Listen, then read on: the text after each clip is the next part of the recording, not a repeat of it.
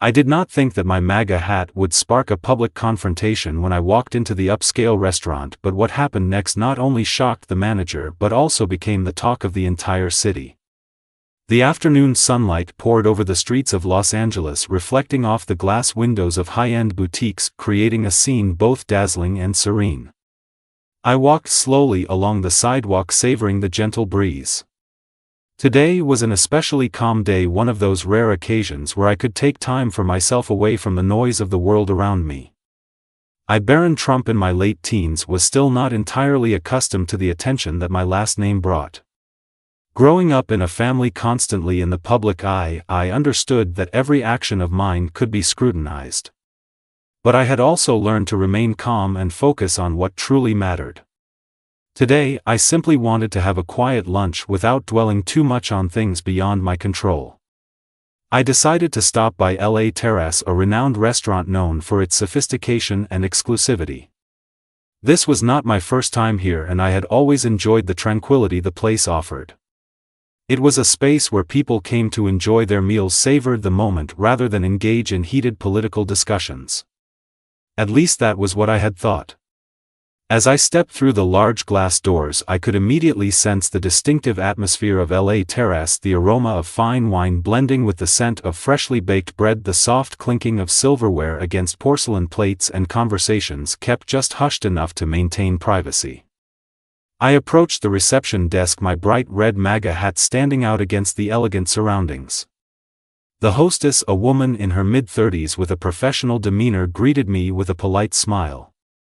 There was no sign of hesitation or discomfort on her face, just the usual courteous welcome. "Good afternoon, sir. Dining alone today?" I nodded, not thinking much about the attention I might be attracting. Part of me had grown used to people staring, but today I was simply another guest here to enjoy a meal. She led me to a table near the corner of the restaurant, an ideal spot where I could relax undisturbed. I opened the menu and skimmed through the familiar dishes. My eyes stopped at the pasta carbonara, my favorite dish every time I came here. I planned to order a glass of lemonade as well, simple yet perfect for a warm day like today. Everything seemed to be going smoothly, but then I began to sense a change in the atmosphere around me. I did not notice it immediately, but something felt different. A subtle glance from the table next to me, a hushed whisper near the bar. Gestures that seemed casual but created an unspoken tension in the air. I remained calm and continued flipping through the menu. But then a man walked briskly toward my table. I looked up and saw that it was the restaurant manager. He was dressed in a formal suit, but his sharp gaze and rigid posture told me that this would not be just a simple greeting. Leaning slightly toward me, he spoke in a firm voice, though I could detect a hint of unease. "Excuse me, sir, but we have a policy here. The restaurant does not allow guests to wear attire with political symbols." I raised an eyebrow, surprised. I was not aware of such a rule. My voice remained steady, showing no strong emotion. I had dined here several times before and had never heard of this policy. The manager nodded and gestured subtly toward the entrance. "It is stated in our code of conduct. We aim to maintain a neutral space for all our guests, without any political symbols influencing the dining experience." I placed the menu down and slowly observed my surroundings. Some people were pretending not to listen, but I could tell they were paying attention to every word. Others did not bother to hide their curiosity, waiting to see how I would respond. I did not come here to cause trouble. I had no intention of challenging anyone. I simply wanted to have a quiet lunch. But now, I was forced to make a choice, either take off my hat or leave. I looked up and met the manager's gaze. My voice remained calm but firm. "I do not want to cause any trouble. I am just here to have lunch." The tension between us grew stronger. I could see that he was trying to stand his ground, though there was a slight hesitation in his demeanor. However, his words did not change. "You need to take off the hat," he said slowly, as if emphasizing every word. "Or I will have to ask you to leave." I took a deep breath and let myself think for a few seconds. Then, I gave a small nod. There was no need for further discussion. I had my answer. I pushed my chair back and stood up. If that is how you feel, I said, maintaining my composure, then I will leave. The room fell silent. The only sound I could hear was the faint clinking of glasses from a distant table. I gathered my belongings, leaving my untouched glass of water behind, and walked out of the restaurant without another word. The door closed softly behind me, but the tension inside still lingered. Outside, I paused for a moment, letting the warm Los Angeles breeze brush against my face. I adjusted my hat, not out of defiance but as a reminder to myself that I had the right to be who I am. I was not angry. Perhaps. I was a little disappointed. But more than anything, I felt sad. I was always taught to treat others with kindness, even in moments of disagreement. And what had just happened felt like a betrayal of that principle. But I would not let the story end here. I walked away from the restaurant, my steps slow but steady. The manager's words still echoed in my mind. A neutral policy? No political symbols allowed? I wondered if that was truly the reason or just an excuse for a deeper prejudice. My phone vibrated in my pocket. When I pulled it out, I saw a message from a close friend. What just happened? Everyone is talking about you on social media. I frowned, opened the Twitter app and immediately saw a flood of posts about the incident. Some posts simply recounted what had happened while others had dramatic headlines like, Barron Trump kicked out of a restaurant for wearing a MAGA hat. I sighed. I did not want this to turn into a public battle, but it seemed like it had already spiraled out of my control. The comments under the posts quickly split into two sides. One side supported me while the other defended the restaurant's decision. Some people criticized me for wearing the hat in an upscale restaurant, calling it an intentional provocation. Others condemned the restaurant for not respecting personal freedom. I turned off my phone screen and continued walking toward a nearby park. Sitting down on an empty bench, I quietly watched the people passing by. A group of children played near a fountain, their laughter ringing through the air, a stark contrast to the chaos unfolding online. I knew I had to decide how to respond to this situation. I did not want confrontation. I did not want this to become yet another meaningless political dispute. But I also could not pretend that it did not matter. Deep inside, I felt that this was not just about a hat. It represented something bigger, about division, about the growing impatience toward differing viewpoints, and about how as a society we were gradually losing the ability to have real conversations. An idea began to take shape in my mind. If they wanted to avoid political symbols, then why not shift the conversation toward something positive? Something that could bring people together instead of driving them further apart. I took out my phone and texted a few close friends. I have an idea. Let's meet tonight to discuss it. I did not know if my plan could change anything. But I knew one thing. I was not going to let this situation end with just anger and arguments. If there was an opportunity to turn it into something meaningful, I was going to take it. That evening I sat in a small cafe with a group of close friends. They had all read about what had happened at the restaurant and each of them had a different reaction. One friend frowned, clearly upset. You can't just let this go, Barron. They were wrong. I nodded, but I did not want to respond with anger. I did not want to turn this into an endless social media debate. What I wanted was to do something that actually made a difference. I don't think arguing will change anything, I said calmly. Instead of continuing a war of words, why don't we turn this into something positive? The group looked at me, waiting. I took a deep breath and continued. I want to organize a community event.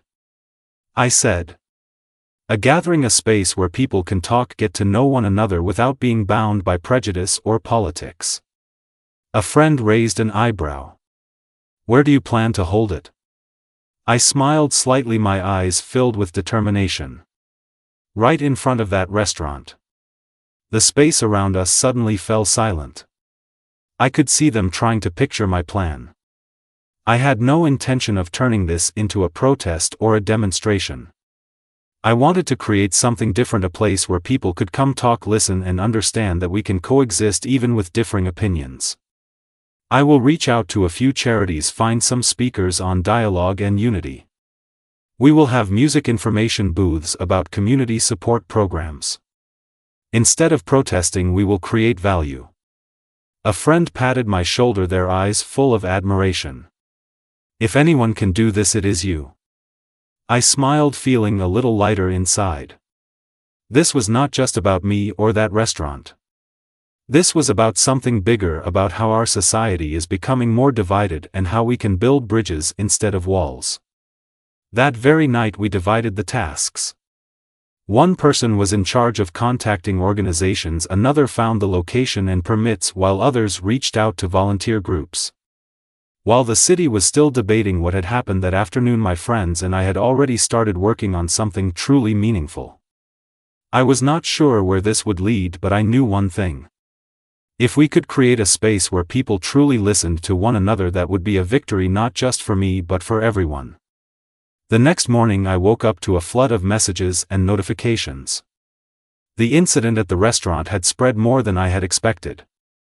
Social media posts continued to explode with a mix of conflicting opinions.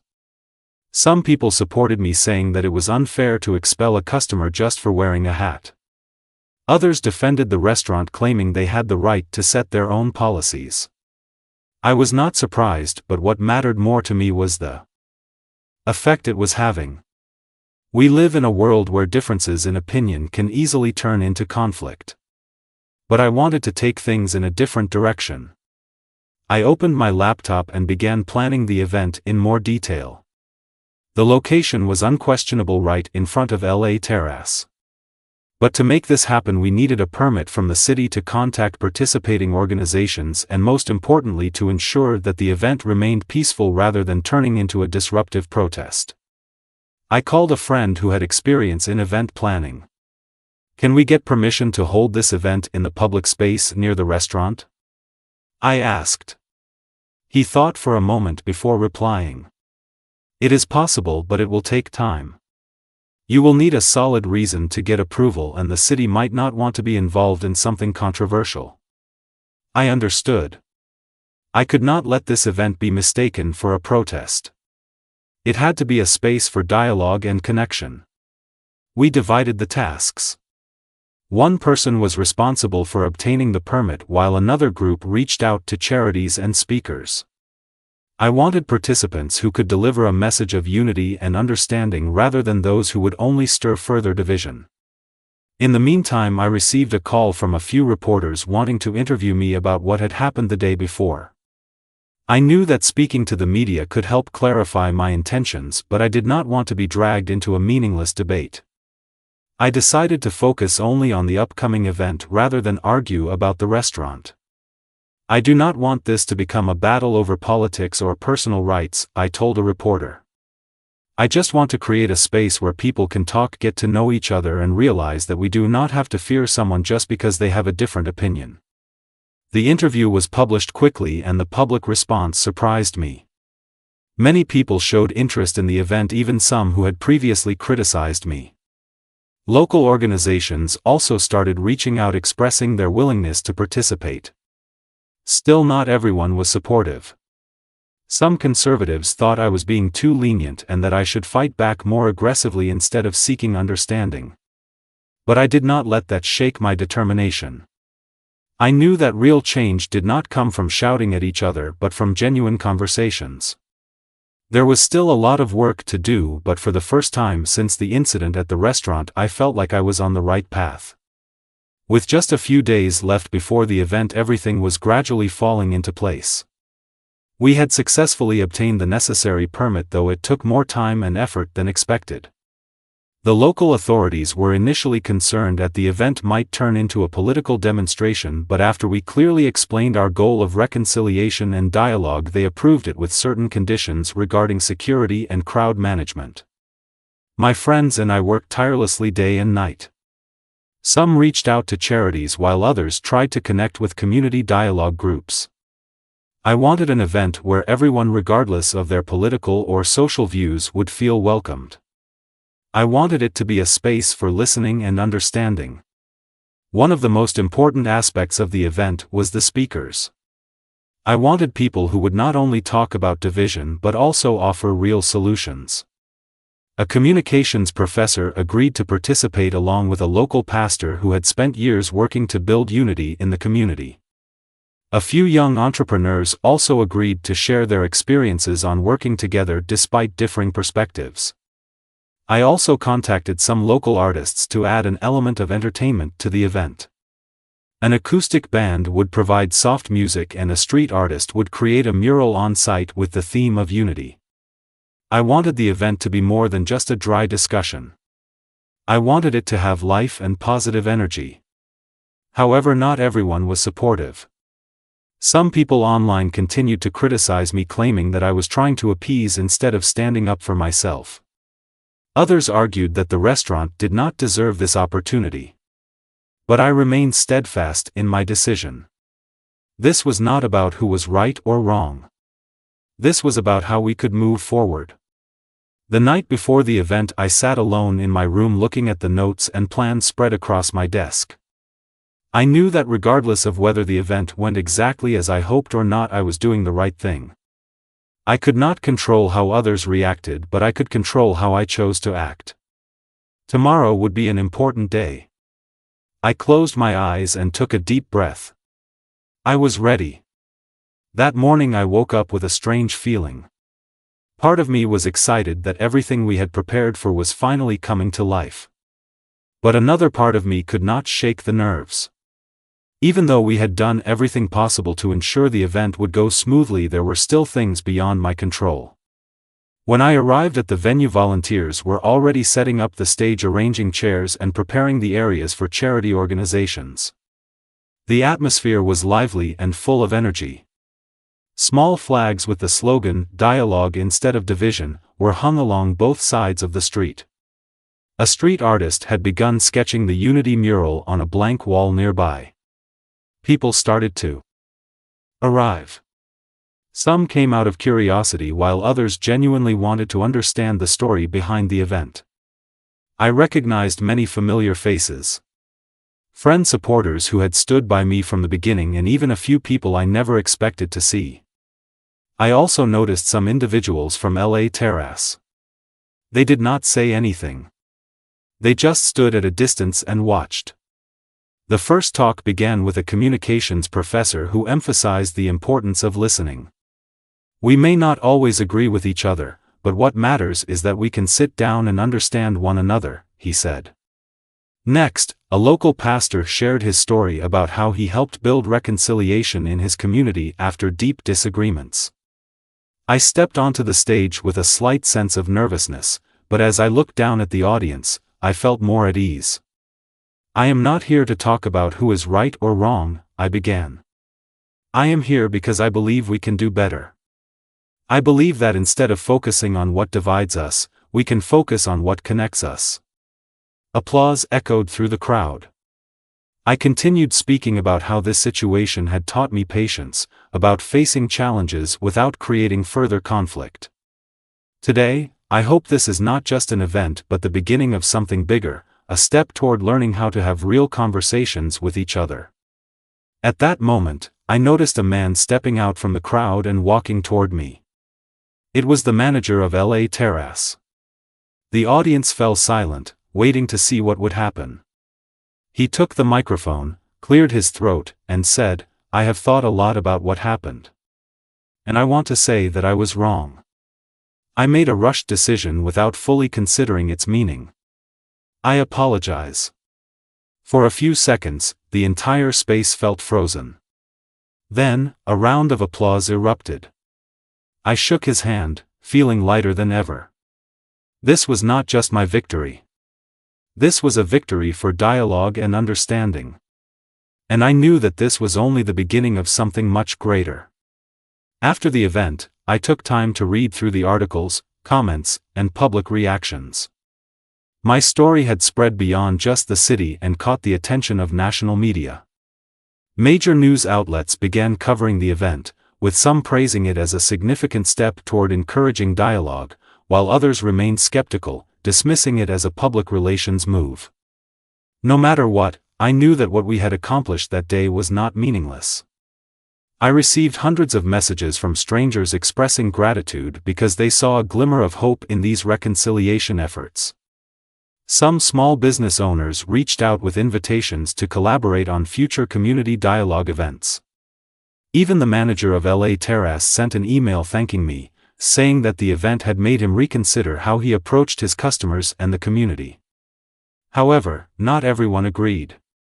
Some individuals and extremist political groups continued to criticize me, claiming that I had been too soft and had not fought hard enough for my beliefs. They wanted me to react more aggressively, even calling for a boycott of the restaurant. But I did not let that affect me. I understood that change does not happen overnight. It takes time, patience, and the willingness of many people to work together.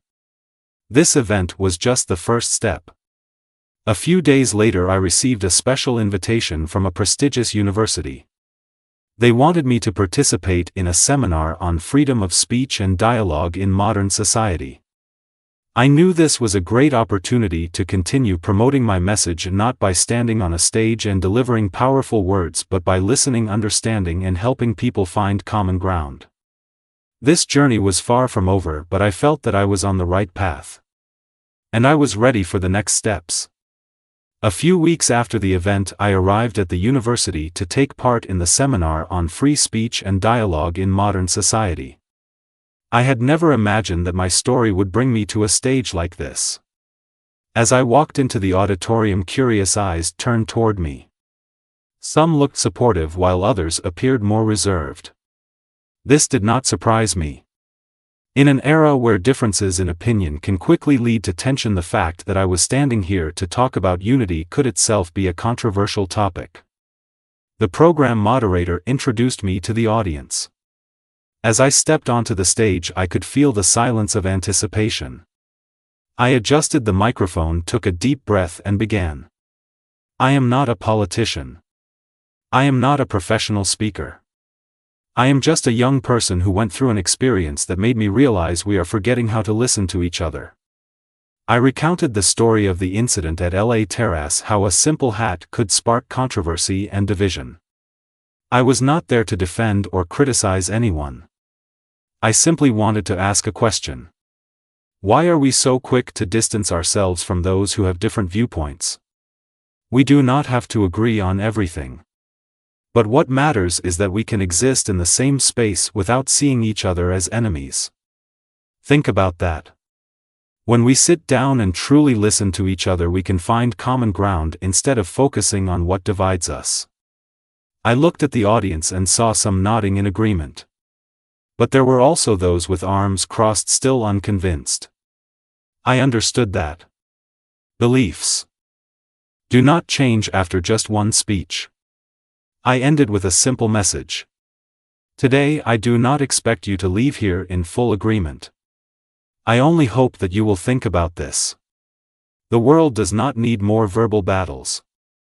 We need more genuine conversations. The applause that followed was not thunderous, but it was enough to tell me that my message had resonated with some. After the speech, several students approached me to discuss further. Some shared that they had also experienced situations where they were misunderstood because of their views. This made me realize that what I was doing was not meaningless. Even though there were still people who opposed me, I did not expect to change the entire world in a single day. But if I could help even just a few people think differently, that would already be a significant step forward. After the seminar, public reactions continued to come from many directions. Some newspapers praised my speech, calling it a necessary call for dialogue in an increasingly divided world. Social media was filled with discussion, some agreeing with me while others remained skeptical. I did not expect everyone to agree with me, but at the very least I knew that I had made many people think about how we treat one another. Something unexpected happened when I received a letter from the manager of LA Terrace. He wrote that after my event he had thought a lot about how he handled the situation. He admitted that he could have acted differently and found a way to resolve the issue without losing mutual respect. The letter ended with an invitation. He wanted to host a gathering at the restaurant where people could come together and discuss how to create a more inclusive space for everyone. I knew this was an important step forward. It is not easy for someone to reflect on their actions and decide to change. I immediately agreed. The gathering took place on a warm afternoon and the tense atmosphere that had been present the last time I visited LA Terrace was now gone. This time I entered the restaurant not as someone being turned away but as someone invited to engage in discussion. The meeting included not only the manager and me but also staff, customers, and even a few members of the local community who were curious about this initiative.